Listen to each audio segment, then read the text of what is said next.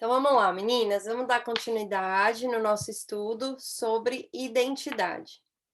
Eu espero que vocês estejam sendo abençoadas, né, com esses estudos, que esteja falando no coração de vocês e que vocês principalmente estejam praticando, né, no dia a dia de vocês, lembrando às vezes de uma coisa ou outra, porque conforme a gente vai vivendo é que esses ensinamentos precisam trazer realidade, a gente precisa trazer eles para a realidade, não é?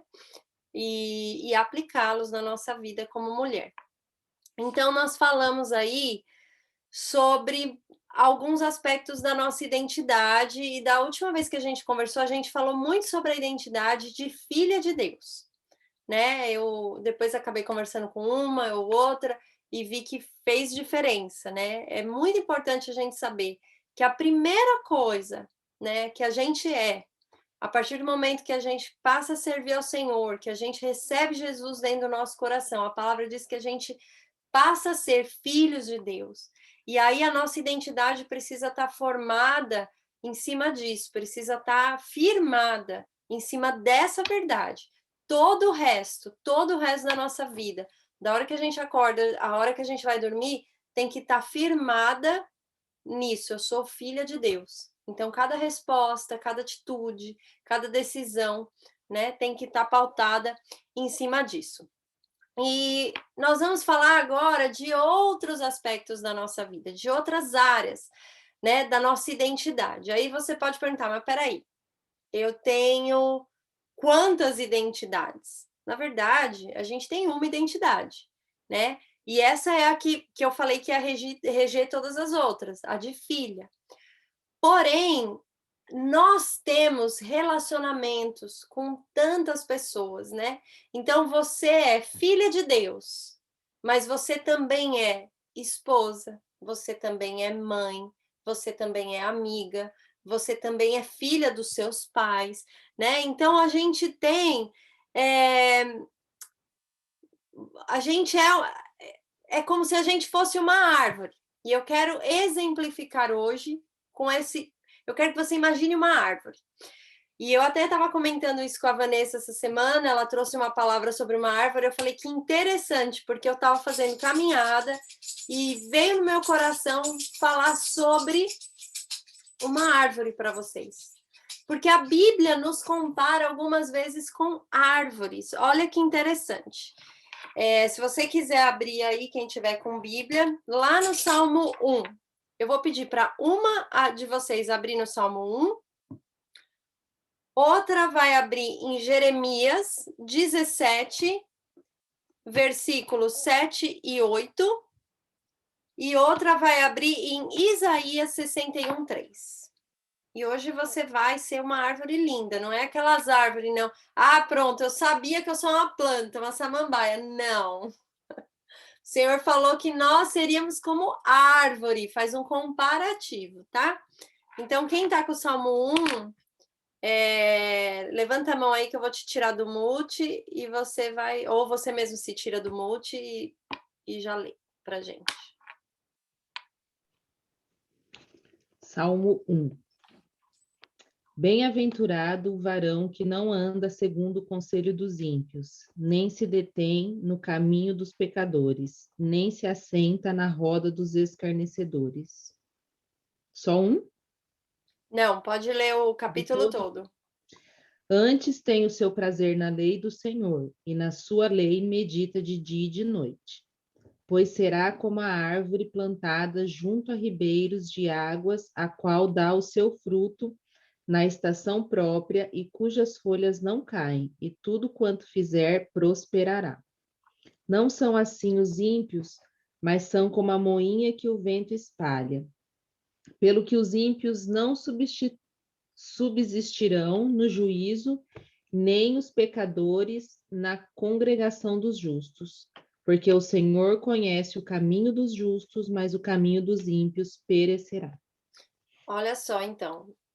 O Salmo 1, já, o primeiro salmo, já vai falando, né, que aquele que não anda no conselho do ímpio, que não assenta na roda dos escarnecedores, ele será como uma árvore plantada junto a ribeiro de muitas águas, e que dará o seu fruto no tempo oportuno.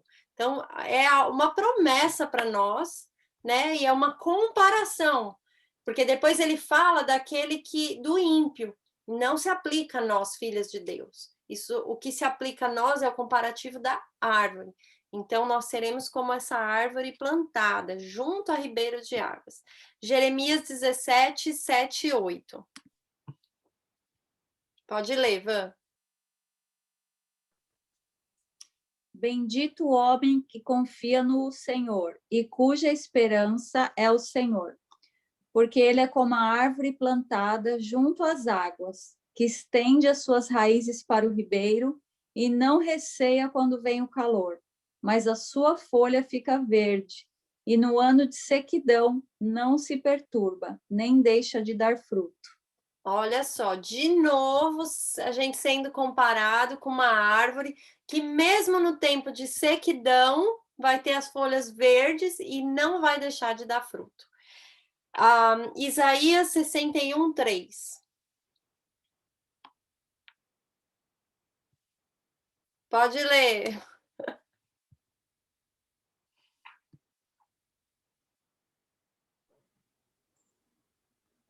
Peraí, é que eu não lembrava o número Do versículo? do capítulo.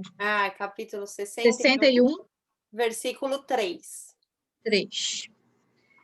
Para nomear aqueles que planteiam em Sião, para nomear aqueles que planteiam em Sião, para dar-lhes beleza em lugar de cinzas, o óleo de alegria em lugar de pranto, as vestes de louvor em lugar de espírito de opressão, para que eles possam ser chamados árvores de justiça, a plantação do Senhor, para que ele possa ser glorificado. Amém. Olha só que lindo. Árvore de justiça. É tremendo. Então, a Bíblia nos compara com árvores. E eu queria agora que você pensasse numa árvore, né? Eu sempre desenho, sempre que eu sento, assim, que eu tô à toa conversando com alguém, eu tenho mania de desenho. E eu tenho muito mania de desenhar árvore. Sabe aquela arvorezinha que a gente faz quando a gente é criança? Aí tem as maçãzinhas, né? E eu quero que você pense numa árvore, né? Existe árvore sem serventia? Se você pensar, existe árvore sem serventia? Pode existir, não pode? Se eu colocar uma árvore lá no meu fundo do quintal, bem no fundo, no limite do meu terreno, ela mal vai servir para me dar sombra, porque ela vai estar tão lá no limite que não dá nem para a gente se achegar debaixo dela, né? Já está quase na casa do vizinho. Então, a árvore, ela pode sim ser um objeto, né, só de decoração. Ainda assim, ela tem essa serventia de embelezar, não é?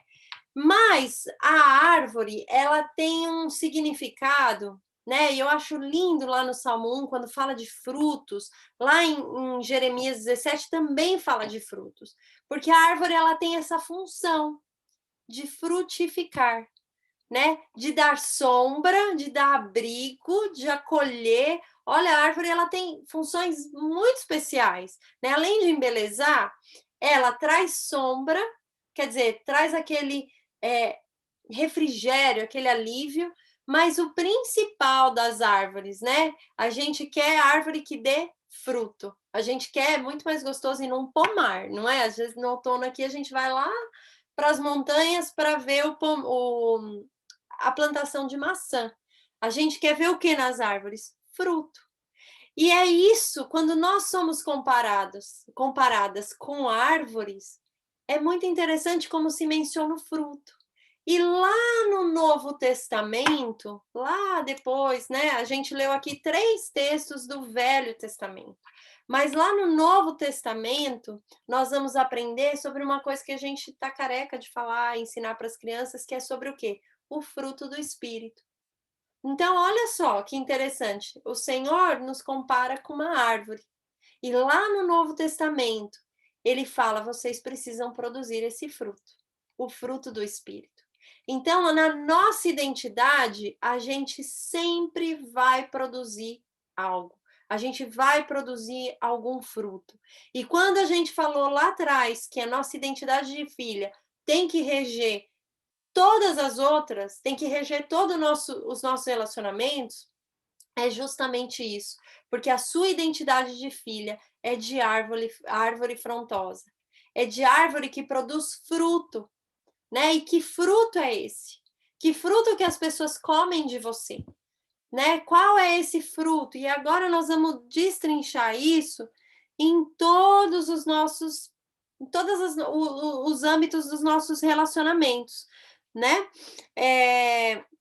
Então vamos lá. Hoje a gente vai falar um pouquinho dessa identidade de esposa, né? Então eu vou perguntar: que fruto que o seu marido tem provado?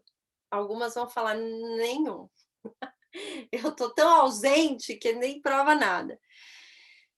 E nós vamos falar um pouquinho sobre isso. Porque hoje eu comecei justamente com essa identidade de esposa. A gente falou de ser filha, e ser filha de Deus é a primeira coisa que a gente é. Porque nós fomos criadas, e aí qual foi a primeira coisa? Criação, criatura, filha, feitura, né? Também a imagem e semelhança do Pai. Então essa é a primeira coisa que nós somos e é a primeira coisa que precisa nos regir.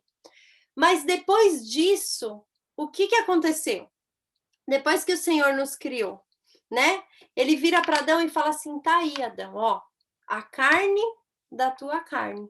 Agora você vai deixar, o homem vai deixar pai e mãe e vai se unir com essa mulher. Aí, carne da tua carne. Então, depois de sermos feitas filhas, fomos feitas esposas. Ah, Aline, todo mundo tem que casar, todo mundo tem que ser esposa? Não. Existem mulheres que são chamadas a ficar solteiras. Ser esposa demanda de nós tempo, priorizar nosso lar, priorizar nossos maridos, e existem mulheres que decidem não fazer isso. Elas estão em pecado? A identidade delas está comprometida? Claro que não. Claro que não. Mas hoje a gente vai estar falando sobre isso, sobre ser esposa. Não é um mandamento ser esposa, mas eu quero que vocês entendam que nós fomos criadas depois do homem, com um propósito de quê? De ajudá-lo. Né? A palavra de Deus fala isso, o Senhor falou isso. Viu que o homem estava sozinho, viu que não tinha nada que parecesse com ele ali, ele já tinha criado tanta coisa, animais e tudo mais, e ele fala: olha, eu acho que é melhor fazer alguém aí para não se distrair, porque ninguém está combinando com ele, ninguém está dando par aí com ele, né? E aí, então, foi feita a mulher. E aí, com isso, a gente ganha essa identidade de esposa. E isso é muito importante, porque nós fomos formadas para isso, para sermos ajudadora. O Senhor falou, façamos uma ajudadora, uma auxiliadora idônea. E aí eu queria falar um pouquinho do significado da palavra idônea. Né? Eu não sei se você sabe o que é idoneidade. Idoneidade. Quando você fala que uma pessoa é idônea, você está falando para ela que ela é qualificada, adequada, apta, capaz e competente. Deus não fez ninguém desqualificada. Né? Muitas vezes a gente pensa que falar sobre identidade vou animar a pessoa, falar você pode, você consegue, você coaching. Não, não, não. Não é isso que eu quero fazer. Mas eu quero te dizer que da boca de Deus saiu que ele faria uma mulher idônea. Então, você é qualificada, capacitada, é apta, capaz e competente, né, para ser mulher e para ser mulher de alguém. E muitas vezes nós não sentimos assim, né? Nós nos sentimos o contrário. A gente acha que a gente não tem capacidade. Existem mulheres que não casam porque acham que são incapazes, né, de conduzir um lar. Mas o Senhor, quando nos fez, ele nos encheu de todos esses atributos, de muitas qualidades. E eu quero que você pense em você agora. Quantas qualidades, quantas coisas você tem sido apta a fazer, né? Eu estou de frente de mulheres aqui que eu admiro e que eu às vezes falo, uau, né? Que ânimo, que força. vejo muitas vezes a Vanessa tocando a vida dela, de um jeito que ela faz, acontece, cuida da Manu, tá aí driblando a pandemia, não pegou Covid, graças a Deus, até agora. E eu vejo a Thaís, eu vejo na Suzy, eu vejo na Luna, vejo em todas vocês, né? Qualidades. Deus nos deu, Deus deu para a mulher esse poder. Pode ver esse poder, poder super poderosa. Deu essa aptidão, né, de fazer coisas ao mesmo tempo, de ter sensibilidade, né? Para quê? Para ajudar, para auxiliar, né, em um propósito. Então, no que nós auxiliamos, né? No que nós vamos auxiliar? Então, vamos voltar um pouco. Eu sou filha de Deus. Eu sou como uma árvore. Só que lá no Salmo 1, ele fala que essa árvore, ela é plantada junto a ribeiros de águas. Então, para você ser uma boa ajudadora, você precisa estar plantada junto a esses ribeiros de água. O que são os ribeiros de água? Os ribeiros de água é a palavra do Senhor, é a vida de Deus, é aquele momento que você separa para orar pela manhã, para ler a palavra, para buscar o Senhor, que você se ajoelha. Toda vez que você está fazendo isso, o ribeiro de água está passando perto do tronco da sua árvore. E aí você consegue puxar, né? Todo aquele alimento, todo aquele nutriente, tudo aquilo para então produzir o fruto. Ninguém aqui gosta de comer fruto amargo, né? Eu não gosto. Você pega lá uma frutinha, você está esperando que ela seja doce. Só que nós não vamos produzir frutos doces se a gente não tiver plantado junto ao ribeiro de água, né? E aí sim, nós produzimos o fruto, e hoje nós vamos estar falando dele, que é o fruto que é da nossa identidade de esposa, o fruto que a gente alimenta esse relacionamento. É um fruto doce? Você é ajudador, né? Você tem uma missão do lado do teu esposo, que é do quê? De ajudar. Então, eu quero falar com você algumas coisas que eu penso que você precisa entender nesse papel de esposa. E que, às vezes, a gente, com o tempo, o nosso papel vai se perdendo. Então, eu falei isso já uma vez aqui. Relacionamentos são como lugares que a gente se encontra, né? E o relacionamento entre marido e mulher também é um lugar aonde você precisa entender o seu lugar, né? O meu lugar. Qual é o meu lugar nesse relacionamento? Nós vamos falar isso daqui para frente em vários aspectos, tá? O seu lugar de mãe, o seu lugar de amiga, o seu lugar até de ovelha. Se prepara que essa vai ser boa. Então, ser esposa é um lugar que a gente às vezes confunde ele. Eu quero dar alguns exemplos, né? Quando o casamento passa muitos anos, às vezes algumas mulheres se confundem com a amiga, não mais a esposa. Você não é você pode ter, claro, a gente constrói um relacionamento de amizade, cumplicidade, mas você ainda é a esposa. É um lugar que ninguém ocupa. Uma amiga não ocupa um lugar de esposa, né? Você não é a mãe do seu marido. Então, a sua identidade de esposa tem que estar muito resolvida. Eu não sou mãe do meu marido. Existem casamentos que dá desgosto de ver, porque você vê a mulher tratando o marido que nem um filho. Ela cuida dele, a esposa tem que cuidar? Tem. Mas ela literalmente mima, trata como filho, e o relacionamento e o lugar de esposa fica confuso, fica perdido, né? Então, ela passa pano para o marido. Sabe o que é passar pano, né? Lá no Brasil, essa palavra tá bem... Eu escuto toda hora, passar pano. Para de passar pano.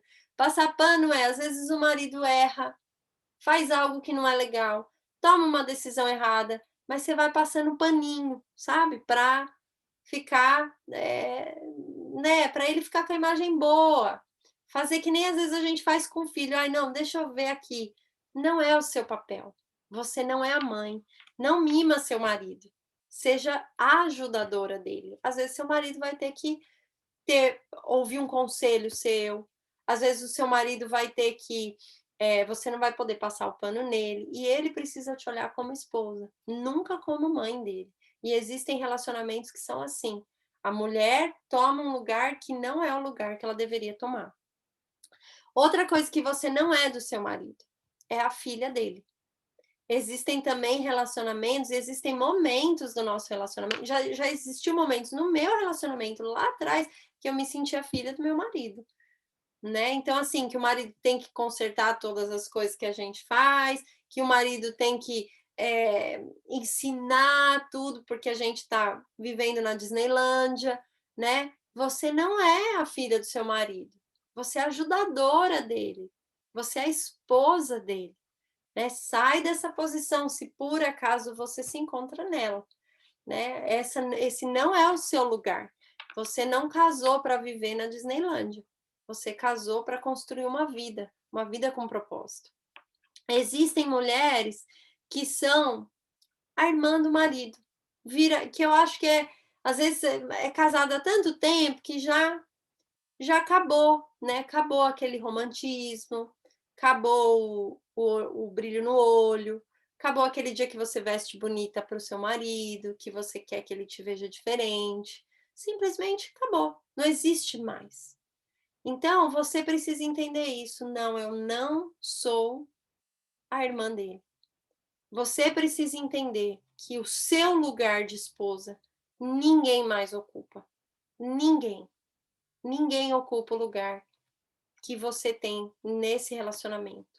E ele é tão importante, ele é fundamental, não só para o seu marido, mas para você e para os seus filhos. Né? Quando os filhos veem a mãe sendo mãe do pai também, quando os filhos veem a mãe sendo a filha do pai, quando os filhos veem os pais serem só amiguinhos, nunca vê um beijo, nunca vê uma troca de carinho, né?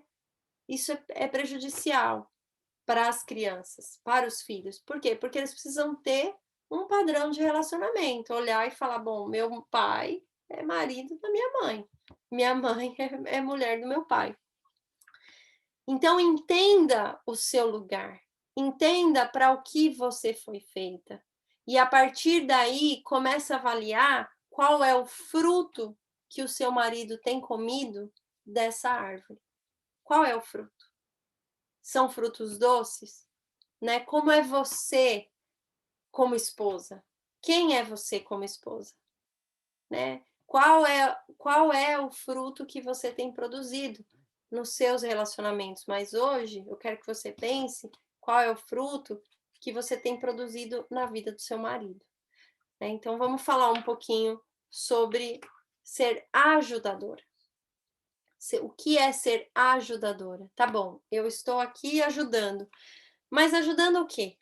Né? Eu estou ajudando no quê? Qual que é o propósito da ajuda? Então, existe uma palavra que é completamente polêmica quando a gente fala de mulher e quando a gente fala da esposa, que é submissão. Muito tempo, né? Logo que eu me converti, eu ouvia muito isso, que a mulher tem que ser submissa, que a mulher tem que ser submissa. E as pessoas fazem uma má interpretação da palavra submissão. Porque a gente entendia o que na época? Que é o marido que manda. A última palavra é dele. Ele manda e acabou. E a gente foi vendo que não é assim. Né? Que a palavra submissão significa uma missão. Então, aqui existe uma missão. A submissão é o quê? Eu estou com você na mesma missão. Então, temos uma missão e eu estou submissa. Quer dizer, eu estou junto. Então, isso é muito importante para você saber. Para você anotar, para você cuidar de não perder isso de foco. Por quê? Porque você pode ser tentada a andar numa missão contrária do teu esposo. Né? Por isso que é tão importante, é tão bom, quando o marido e a mulher servem a Deus juntos, têm, né, a mesma fé. Isso é tão bom, porque a gente anda na mesma missão. E você, como uma mulher submissa que está com ele nessa missão, tem a função do quê? De ajudá-lo, né? De ajudá-lo, de levá-lo a concluir a missão que ele tem. Ah, mas o meu marido não tem missão nenhuma. Qual que é a missão? Né? Porque a gente entende que missão é um chamado super especial para a África, para cantar no louvor, para ser pastor, para ser missionário. Não. Todos nós temos uma missão.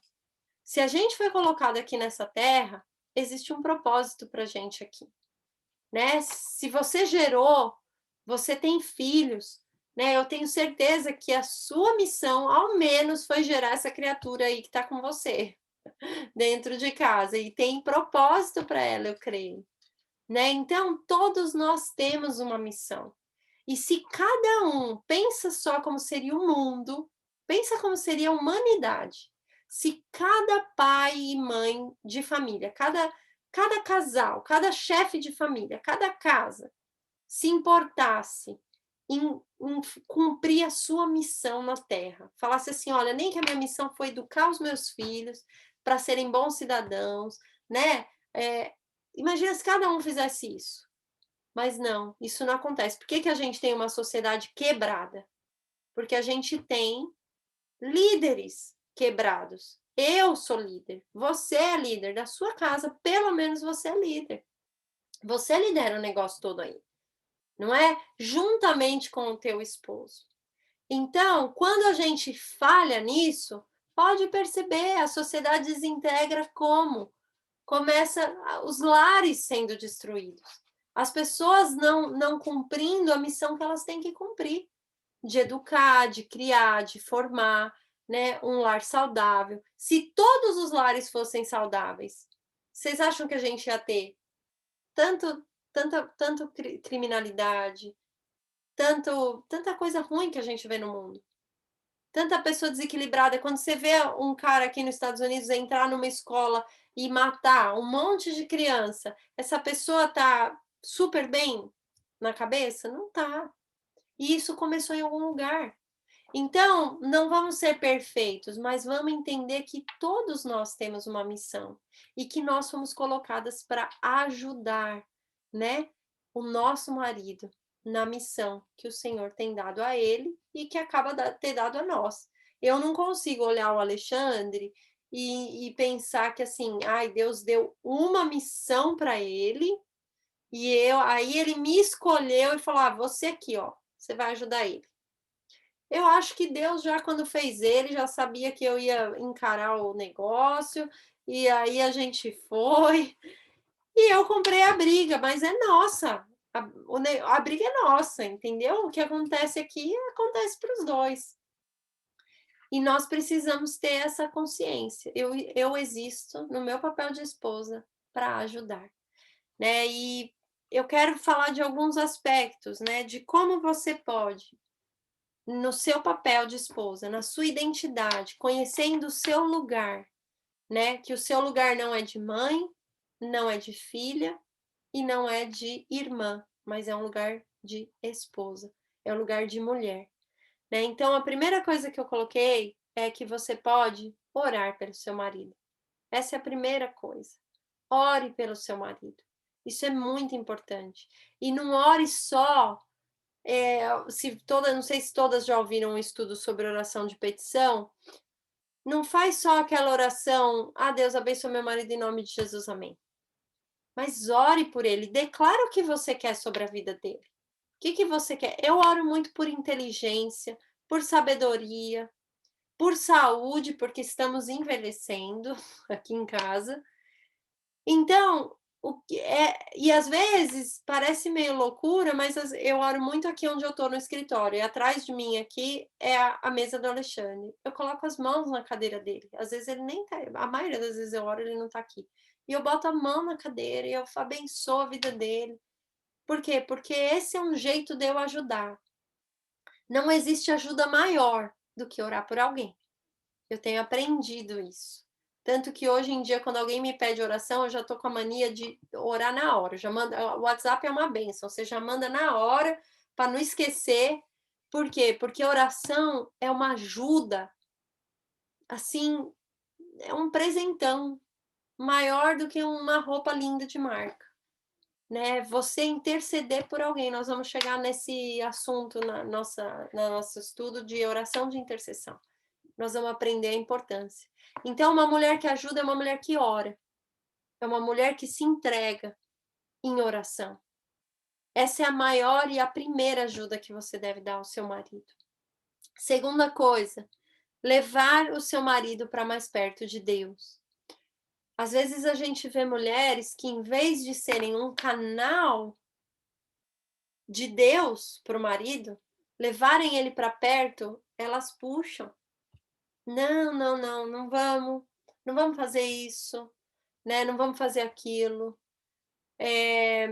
Ao invés de levar para mais perto de Deus, de falar com o Senhor, né?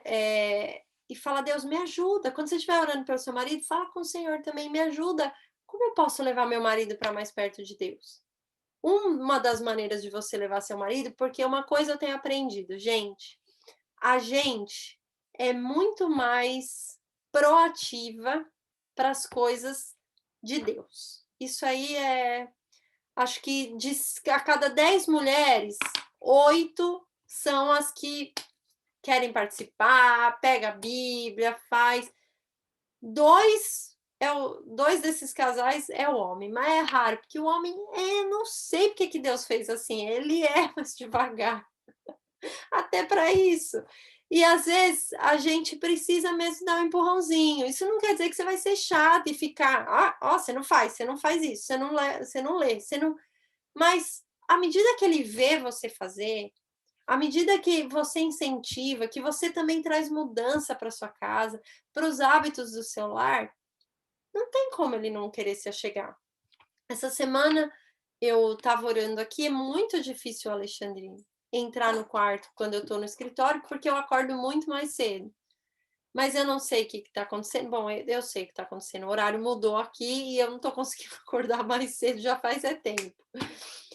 E eu vim orar, mesmo assim eu vim orar, porque ele levanta e ele desce para tomar café. E quando eu estava de joelhos ali, eu ouvi que a porta abriu, eu falei, eu não vou sair daqui, porque eu estava na presença de Deus, é aqui que eu vou ficar. E fiquei lá, fingi que ninguém entrou. Eu sei que ele entrou, pegou alguma coisa e saiu. Eu sei que isso faz diferença na vida dele, só o fato dele ver. Só o fato dele ver. Eu não fiz para ele ver, eu faço isso todo dia de manhã. Mas eu sei que aquilo influenciou, né? Que aquilo mexeu. E eles precisam ver a nossa vida com Deus. E é essa vida com Deus que vai levá-los mais perto do Senhor. E outra coisa, incentiva o seu marido a estar com homens de Deus. Incentiva a participar da reunião. Incentiva, se está com algum problema, a conversar, às vezes se aconselhar com um pastor de igreja, no caso da Nani lá, o líder da igreja dela. Enfim, aproxima ele das coisas do Senhor. Você é a que tem mais a ganhar. E esse é o seu papel de ajudadora. Entender que há uma missão. Às vezes eu vejo os homens, eles ficam retraídos, né? Às vezes se propõe um estudo para eles fazerem, eles morrem de vergonha. Não quer fazer o estudo, não quer orar. Como é que você estimula ele a fazer isso? Você vai estimular, porque homem, gente, homem é assim, eles são tudo igual. São quase tudo igual.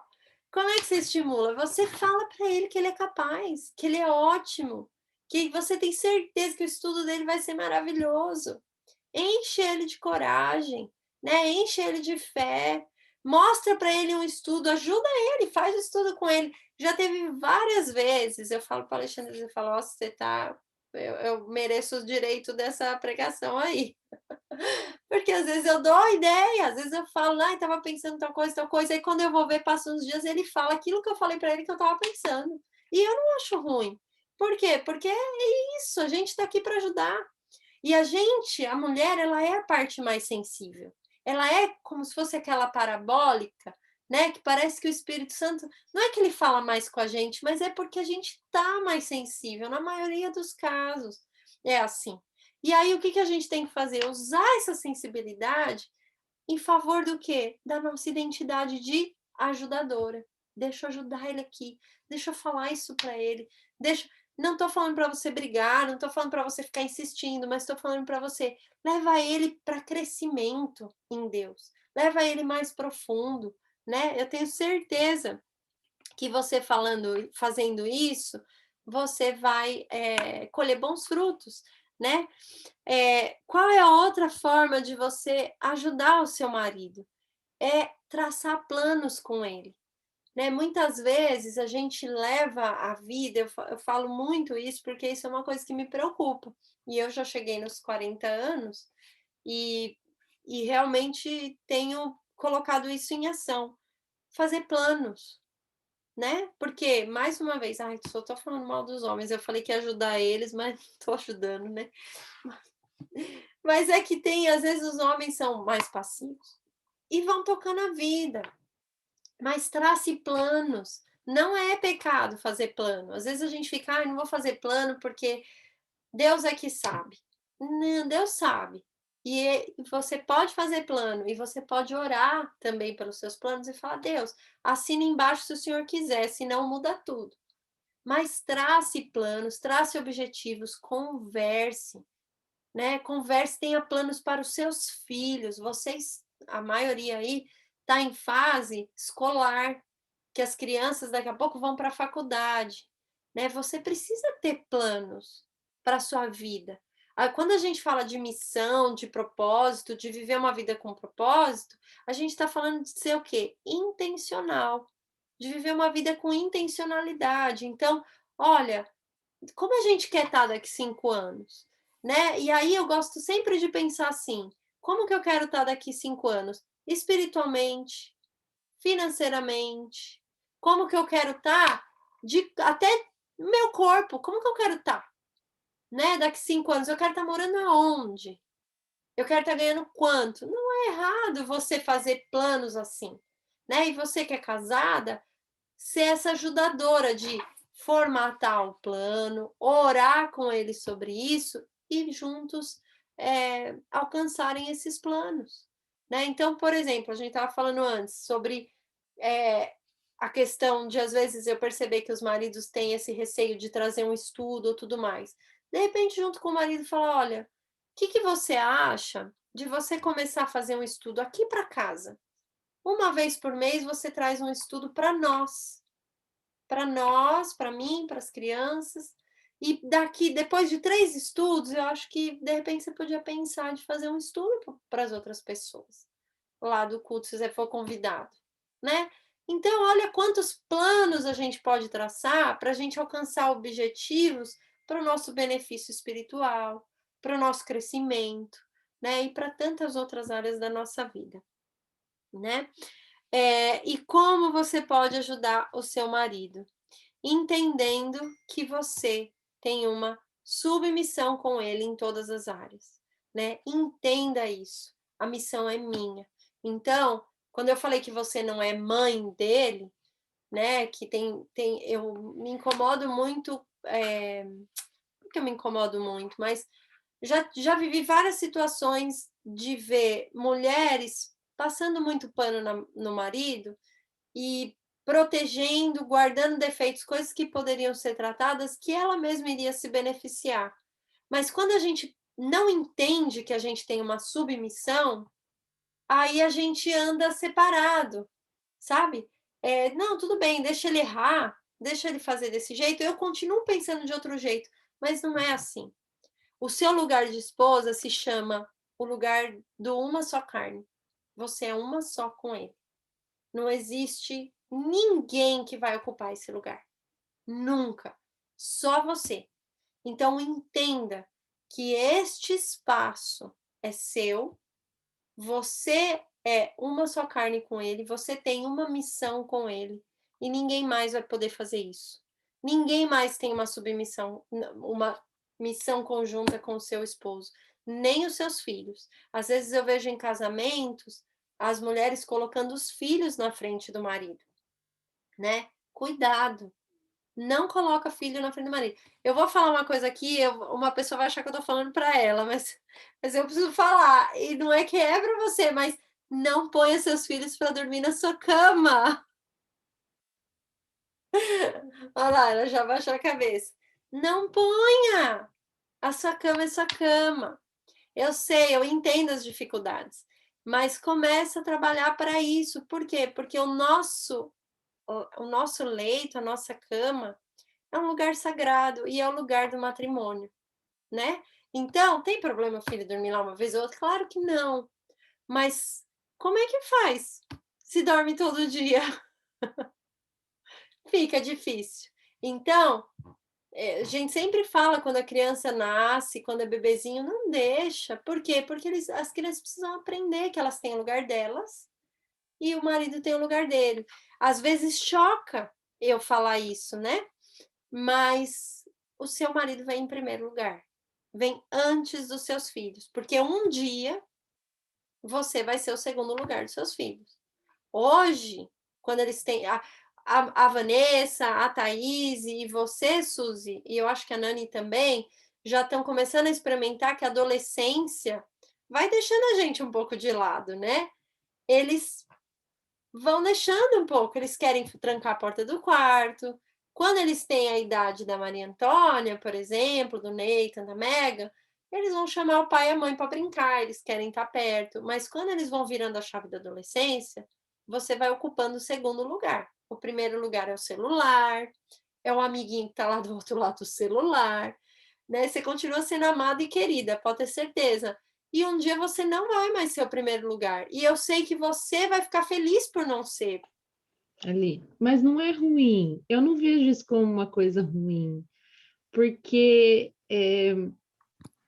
a gente começa a ter mais espaço como casal. A Van, que não tem o parceiro ainda, e vai ter, que Deus já está colocando no caminho dela, Ô, mas Glória. assim, ela também precisa de um espaço para ela, né? Então, até hoje, ainda tem o Léo muito dependente de mim, a Bia já é bem menos, mas você consegue até respirar um pouco mais aliviada, porque você está vendo que sua missão, assim, você está cumprindo bem e, vai voltar que era antes de ter os filhos, né? Então, assim, eu pelo menos não vejo isso como uma coisa ruim, de eu ser, não ser a primeira na vida deles mais, né? Do Léo, o Léo ainda eu sou a rainha dele. Igual você falou que o David chamava de golfinho, hoje já não chama mais. Não. Eu não consigo ver isso no Léo ainda, porque eu ainda não experimentei, mas eu sei que vai acontecer. Ele fala, não, eu nunca vou fazer isso, mãe. Eu falo, então tá, vamos esperar mais uns anos e a gente conversa de novo. Mas eu acho que é muito importante a gente respirar. E o que você está falando de ter que colocar o marido em primeiro lugar é por isso, porque a hora que os filhos voarem, você vai ter quem? Seu irmão do lado? Ou seu filho, Exatamente. né? É. E se você não construir agora uma vida de prazer com o seu marido, tem casamentos que quando os filhos vão embora acabam. Por quê? Porque acabou o contentamento, acabou a alegria, né? Então, você precisa, quando eu falo que ser esposa é um lugar que só você ocupa, é um lugar do quê? De alegria, de refrigério. Vai ter um dia ruim? Vai, gente. Não existe casamento perfeito, não. Né? Existe problema aqui também bastante, né? Tem hora que não tá bom para um, não tá bom para outro. Mas é que a verdade é que no final de tudo, eu tenho que ter satisfação nele, no meu marido e ele em mim. E a gente tem que estar em primeiro lugar, em cuidado de um com o outro, né? Em amor, em construir um relacionamento, né? Saudável e, e colocá-lo sim em primeiro lugar. Então, o marido, eu sempre falo que isso choca um pouco, mas o marido chegou em casa e está cansado e está com fome, e a criança está com fome, o marido tem a prioridade. E acabou. Né? Claro que a gente não vai tirar da boca do filho para dar para o marido, mas vocês estão entendendo o que eu estou falando. Né? Então, tenha prioridade, cuida do seu marido e produza bons frutos. Né? Produza bons frutos. Eu sei que falando aqui é muito teórico, porque eu também eu vivo problema no meu relacionamento às vezes, né? Às vezes a gente discute por bobeira, ou acaba deixando o dia carregar a gente. Hoje mesmo eu falei, eu tô com muita saudade, estava falando isso para uma pessoa, sobre a pandemia, sobre o quanto isso está afetando a gente, que a gente não... Às vezes a gente acha que não. A gente vai vivendo, porque a gente tem essa coisa, né? Vamos vivendo um dia, outro dia, outro dia, outro dia. E eu falei para ela, eu tô com saudade de me arrumar, sabe? Sair com meu marido. Eu falei, eu não saía com o Alexandre toda semana, mas pelo menos a cada 15 dias a gente saía, às vezes à noite, só nós dois. Ah, vamos comer um negócio? O Davi não quer ir, a Júlia não quer ir. E a gente ficava, curtia, passava um batom pelo menos, né? Isso é saudável, eu tô sentindo falta disso, né? Mas aí a gente vai deixando a vida levar. Hoje a gente tem a pandemia de desculpa, mas quando a gente não tem, né? Então, qual que é o seu lugar de esposa? Além de ajudadora, além de auxiliadora, né? Você é um lugar de prazer para o seu esposo, e o seu esposo deve ser esse lugar para você também. Um lugar de deleite. Não estou falando aqui só de sexo, embora isso é importante, e a gente precisa sim conversar sobre isso, porque às vezes a gente falta nisso, né? A gente prioriza tanto tudo, que é como se o sexo fosse uma coisa assim que desnecessária, né? Não é necessário, então vamos deixar para amanhã, para depois de amanhã, e nunca acontece, e isso é uma necessidade que há para um casamento funcionar de uma forma adequada, senão a gente vira amigo, senão a gente acaba virando amigo e perdendo essa identidade de casal.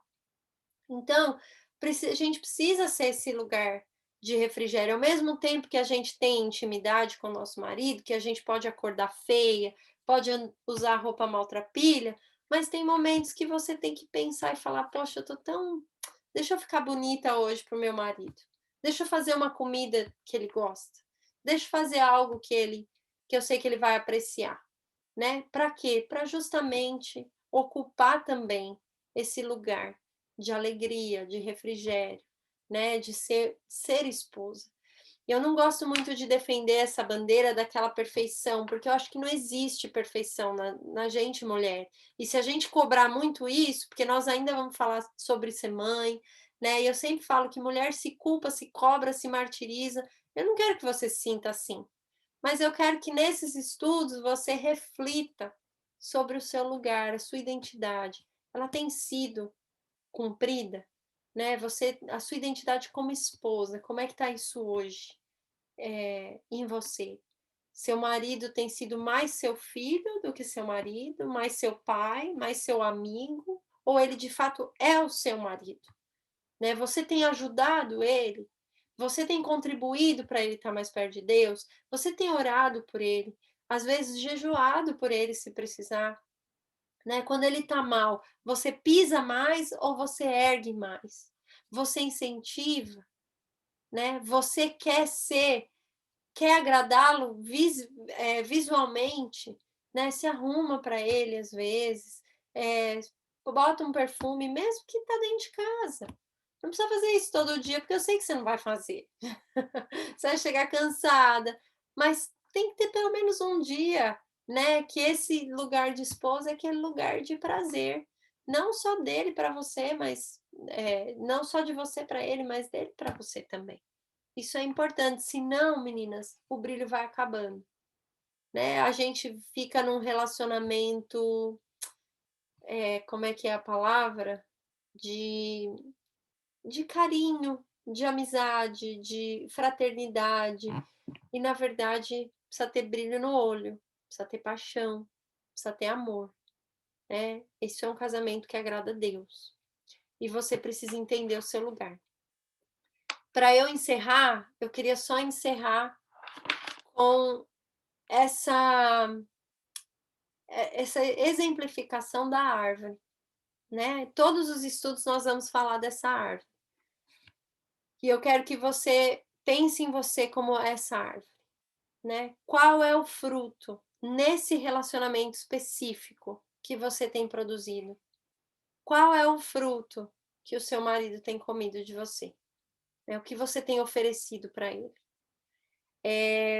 Se lembre de que o fruto doce, ele depende da qualidade da terra. ele depende de onde a árvore está plantada.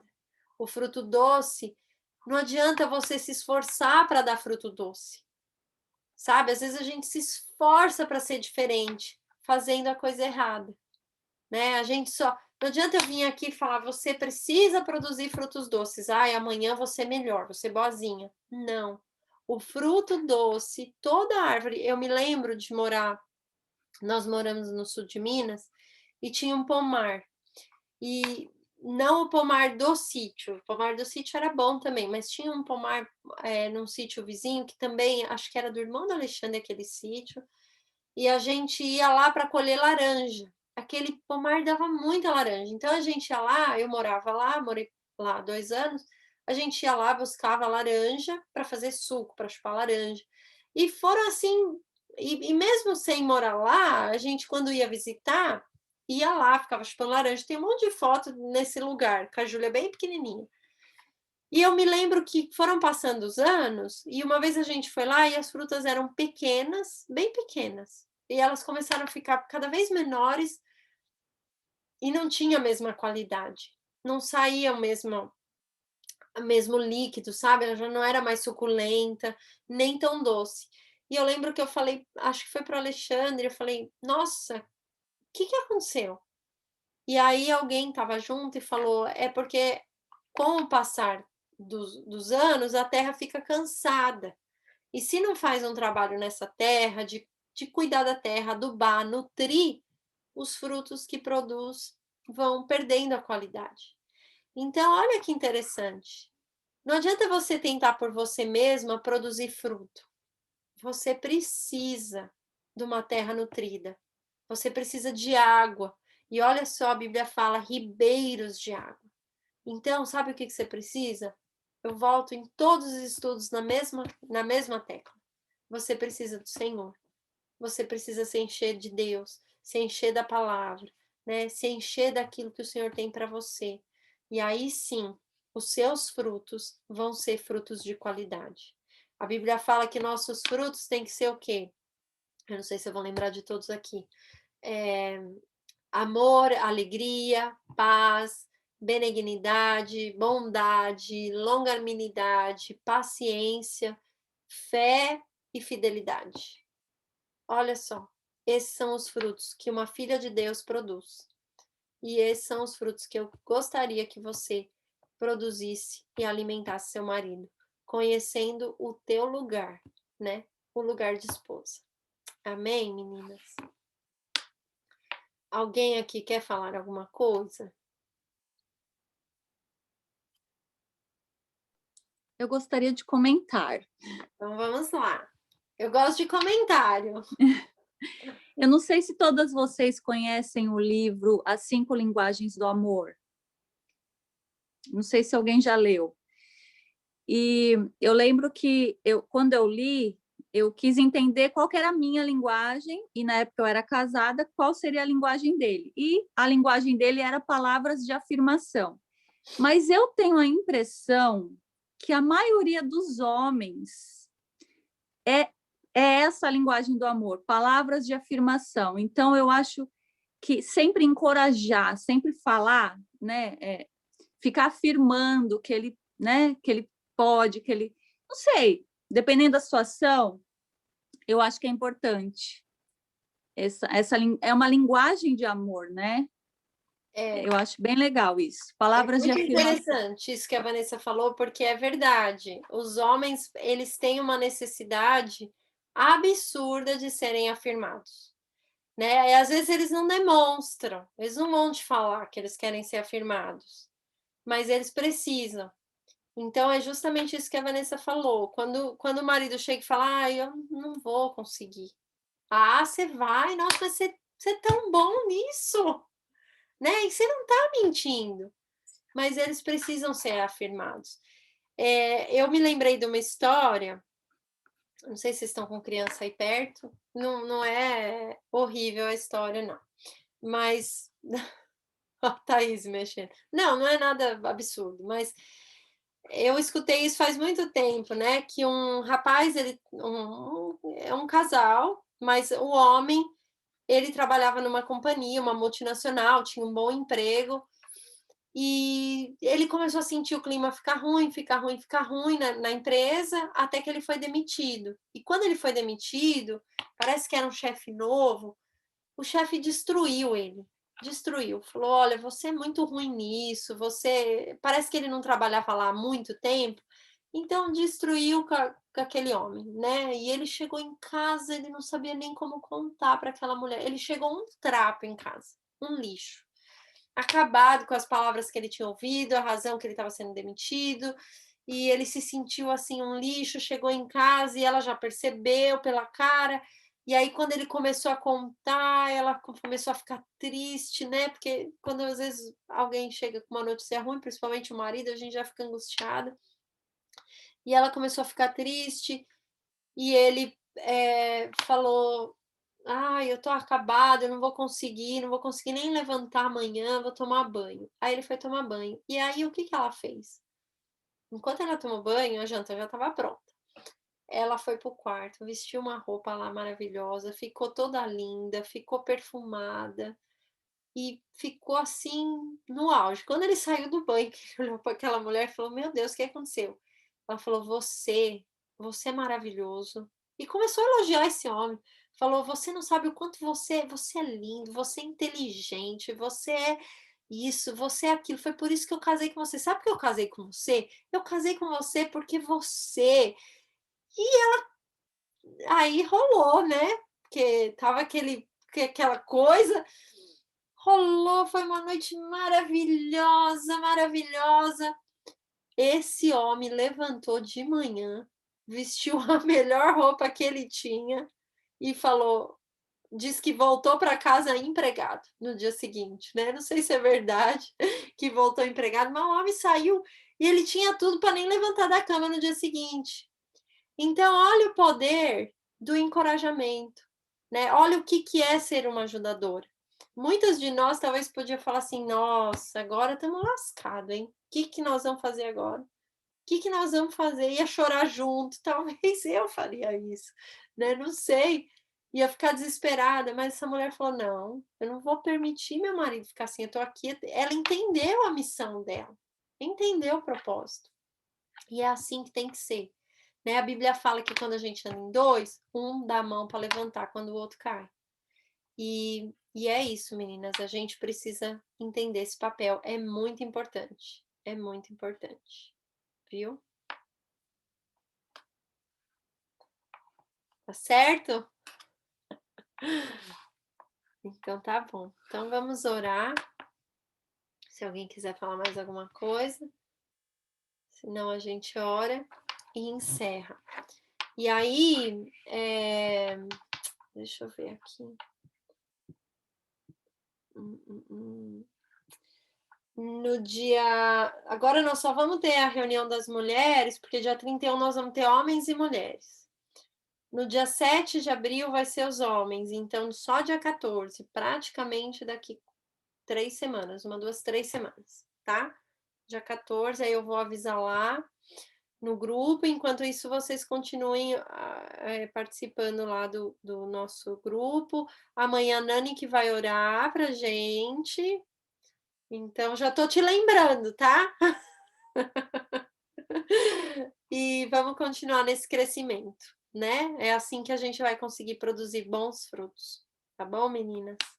Vamos orar? Eu vou orar para encerrar. Senhor Jesus, nós te agradecemos por esse tempo, Senhor, por esse momento na tua presença. Obrigada, Jesus, por cada uma das mulheres que esteve aqui, que o Senhor esteja abençoando a vida delas, que essa palavra tenha entrado no coração delas e não só no delas, mas no meu também, Senhor. E que nós possamos de fato cumprir, Senhor, o propósito que o Senhor tem para nós. Que nós possamos entender que ser esposa é estar em um lugar de honra, um lugar especial, ó Pai. Um lugar onde ninguém mais pode ocupar, somente nós. Dá-nos, Senhor, força e sabedoria, dá-nos entendimento disso, ó Deus. Dá-nos, ó Pai, disposição para sermos mulheres melhores para os nossos maridos, para que tenhamos paciência, quando precisamos de paciência, assim como o Senhor fala do fruto do Espírito, que sejamos essas mulheres plantadas no ribeiro de muitas águas, que produza, Senhor, paciência, amor, alegria, bondade, fé, que possamos produzir todos esses frutos, ó Deus, que é o fruto do Espírito. Nos ajuda nessa jornada, Senhor, nos abençoa, que a Tua mão não nos desampare em momento nenhum, ó Deus, e que possamos caminhar, Senhor, em Ti e contigo até o final. Em nome de Jesus é que eu oro. Amém, Senhor, e amém. Amém, meninas.